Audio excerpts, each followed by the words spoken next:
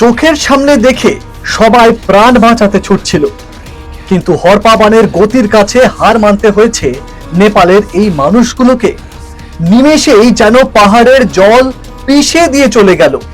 আর একটা ছবি দেখুন, জলের তোড় দেখে পালাতে যায় সকলেই, যেন হলিউড সিনেমার গ্রাফিক্সে করা বড় জন্তুর মতো একটা আস্ত এলাকা গিলে ফেললো নেপালের হরপা বান। কত যে প্রাণ মুহূর্তে চলে গেল, সব হিসেব চলছে।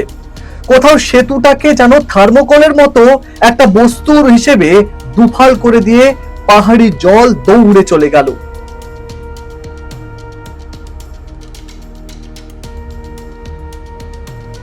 বুধবার সকাল 11টার এই বিধ্বংসী বিপর্যয়ে বুধবার সন্ধে পর্যন্ত 105 জন ভারতীয়র প্রাণ গেছে বলে সরকারি সূত্রে জানানো হয়েছে। নেপালের বহু প্রাণের এখনো হদিশ নেই। হিমাচল প্রদেশ, উত্তরাখণ্ডের মতো এবার নেপাল দেখলো প্রকৃতির ভয়ঙ্কর রূপ। এক লহমায় পাহাড় থেকে নেমে আসা কাদা জলের স্রোত ভেসে গেল। বুদ্ধদেবের মূর্তির কাছে সেই জলের উচ্চতা পৌঁছে যায়। প্রকৃতির এই ভয়ঙ্কর দাপটের পর এলাকাবাসীদের ক্যামেরায় দেখা গেছে সেই এলাকা কার্যত ফাঁকা হয়ে গেছে।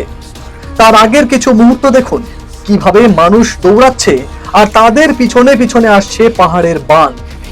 নেপালের এই কয়েক মুহূর্ত বুঝিয়ে দিল, প্রকৃতির কাছে কেউ পাত্তা পাবে না।